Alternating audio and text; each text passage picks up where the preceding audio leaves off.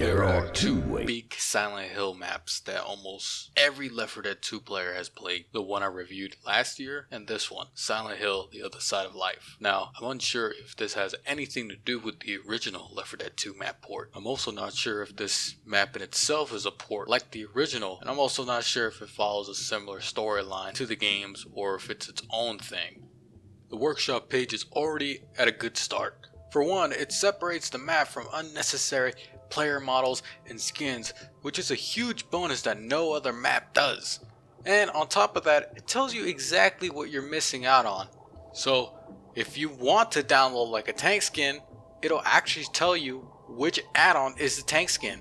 It's not just a collection of add-ons that say part 1, 2, 3, and 6, which 6 could be skins and 5 could be skins and you just don't know because they're just named parts. Any which way, we're playing the enhanced version. The description points out the changes made, basically a lot of quality of life changes and bug fixes. This is a mistake that I made in the last map because I played the original version of the Silent Hill map, not the remastered version. So let's see if this enhanced version improves the gameplay at all. The map starts with a nightmare sequence, just like the original Silent Hill map. A tank spawns right behind you and forces you to run. Interestingly enough, if this tank kills you, you stay dead, even if this is a nightmare. Maybe those survivors just died from a heart attack in real life.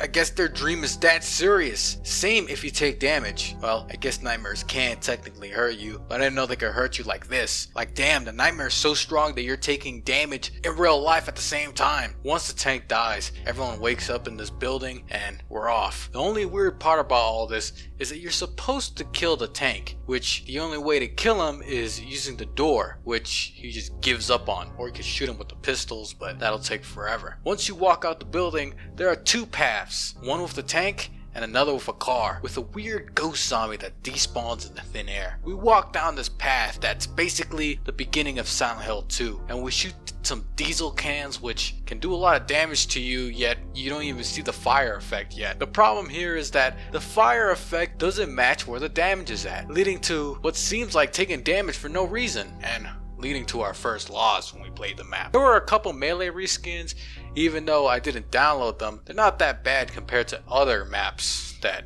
enforce skins, so I don't mind them. The stick is the same thing James used to beat the freaking monster he found in that little alleyway or tunnel. There's a door that needs a key to be unlocked. You have to find that guy. Okay. This is where most people will get lost because the path to find that guy is hidden. You have to jump on this construction object to get to the next part of the map. The problem is that it blends in. It feels more like a Dark Souls hidden path than an intended way to find the freaking that guy. After you go inside this construction building where you blindly look for keys in the most random spots, there are notes that give you hints on what to do, but these notes are absolutely useless because they're too loose. They're too encrypted. It's just, they're not even worth reading. We made the mistake of going back to find the keys, but the key items are in the same location as the locked doors. So don't do what we did and go all the way at the start of the map, this quest to find the key, because the keys are usually in the same vicinity of the doors. It's not a bad first chapter, just a lot of roaming around. The chapter name is Lost,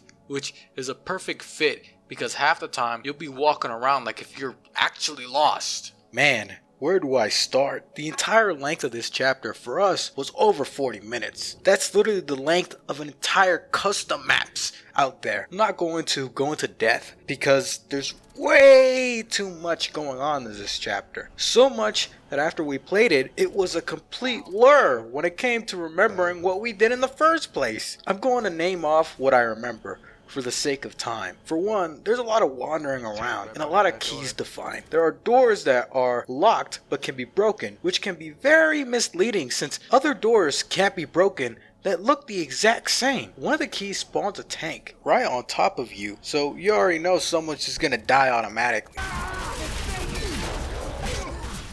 This is why we keep one defibrillator on realism, because of cloudy map design stuff like this. Once you reach a room with a mirror, you get that transition to the other world, just like in Silent Hill 3. This is where the map becomes too dark. I mean it, pitch black, to the point where it hurts the eyes. I get it, Silent Hill is dark, but Silent Hill isn't a fast-paced zombie game like Left 4 Dead 2. So many times, it'll just lead to zombies getting some cheap hits in, and special infected basically being invisible in this darkness. It's insane. And it gets even worse when you enter this section with a fallen plane. Now you gotta deal with the foliage and darkness. Again, it's so easy to get lost. The only thing guiding you are these street lamps. And during this part, you have to open the latch and fight a horde all in the middle of this. It's just a disaster. The chapter keeps going, and there isn't much that is noteworthy. You're kind of just going through the motions. There are some traps and jump scares here and there. This map spawns another tank on top of you. I think for some reason I got instant smoke like 5 times during this chapter. No!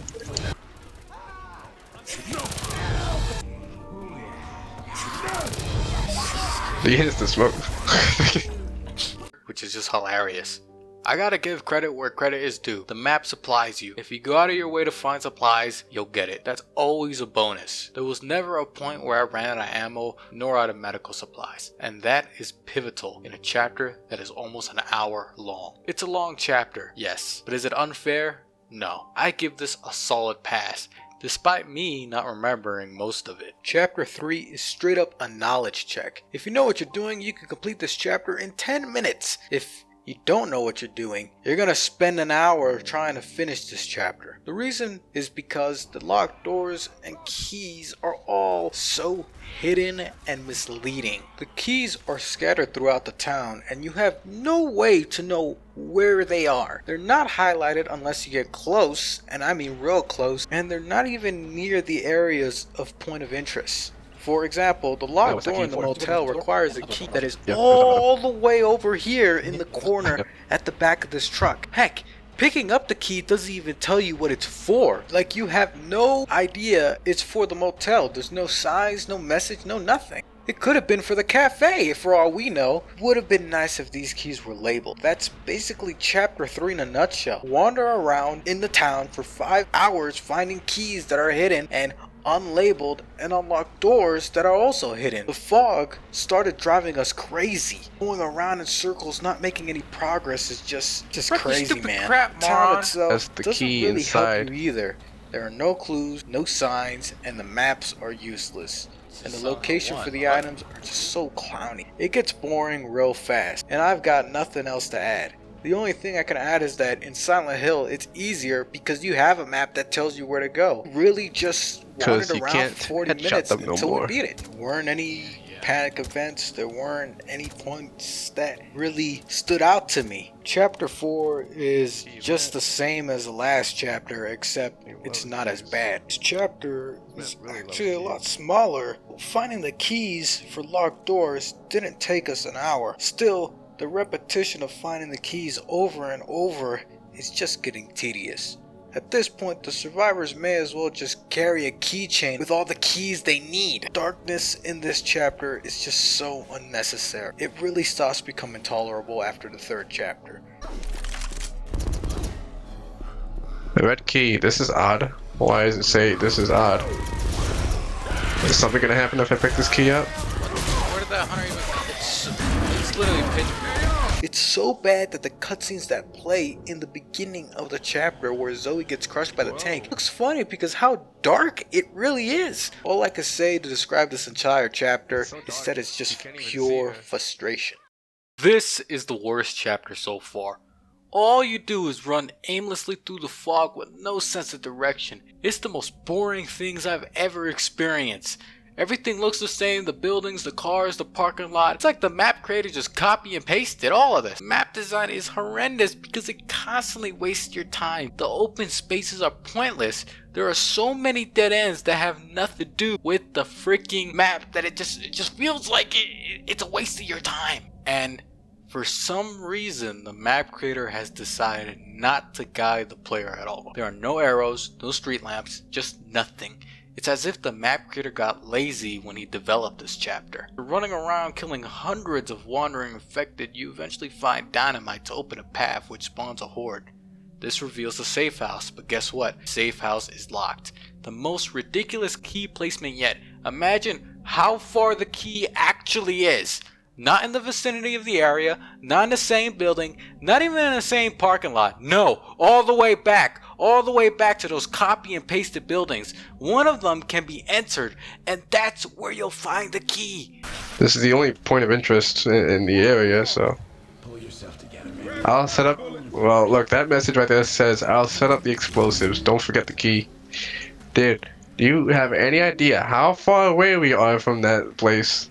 We're pretty damn far. Try searching these things, see if the key's in one of them. No way. It's just such bad map design to allow the player to reach the safe house and then tell them to go all the way back to find the key. Yeah, that's what this really is. The map telling you that you're a clown, that you're a clown for playing it. That was my breaking point, and I decided just to no clip around to find the key because I wasn't about to waste even more time doing such a trivial task. After getting the key, the safe house will unlock and the chapter ends. That was just a horrible chapter. Man, chapter 6 basically combined all the badness of the past chapters into one giant boring fiesta. Every time you reach another section of the map, you gotta find a key or a key card. And it's almost like this happens every new room you enter. To the point where both of us were so tired and burnt that we didn't even want to look for the keys. Just no clipped around until we found the key cards similar to the last chapter. Eventually, we found it and it leads to a future-like basement.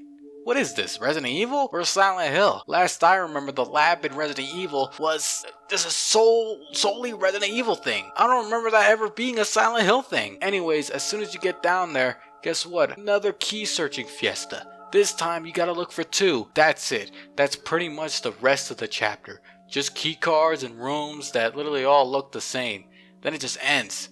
That's how I felt. My brain melting at looking at the same thing over and over and over until the brain just blocks it and everything goes white. Chapter 7 visually looks the most different of all the chapters. The entire map has been in pitch blackness. Now it's like a flashbang, like holy moly, it hurts my eyes. There's probably a lot of symbolism going on here. Pyramids and Silent Hill have a lot of meaning for some reason. But besides that, it's a gauntlet finale, which you can just run right through. Graphically, it's a good looking chapter.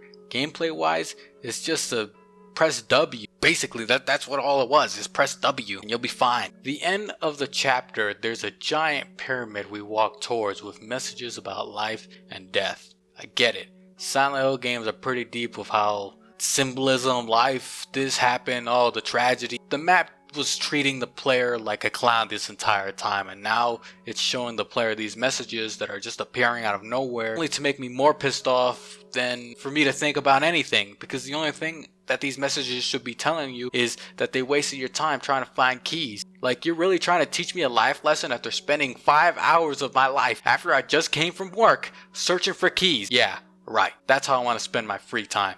Anyways, we reach the pyramids, the camera zooms out, and the map ends, finally. What this ending means, I have no clue, and I'm not going to try to find out what it is. Last time I tried doing that, it was a disaster. Silent Hill, The Other Side of Life is a 4 out of 10. Every single chapter except from the first chapter is a giant fetch quest. In fact, the first chapter was probably the best because it was the only chapter that did something different. To be fair, the last chapter did something different too, which is a chase sequence. Something that is really never seen in Left 4 Dead 2. I can only think of one other example of a map doing this, but that map wasn't serious like this map.